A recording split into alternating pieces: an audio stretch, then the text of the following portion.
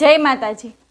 21 તારીખે સર્વપિતૃ અમાસ છે, તો આ દિવસે આ ઉપાય જરૂરથી કરજો, જે કરવાથી પરિવારમાં વિવાદ ઓછા થશે, સંતાન સુખ મળશે, સંતાન પ્રાપ્તિ થશે, કરિયરમાં આવતી મુસીબતો પણ દૂર થશે, આર્થિક સ્થિતિ પણ સુધરશે અને તમારા ઘર પરિવારમાં સુખ સમૃદ્ધિ આવશે।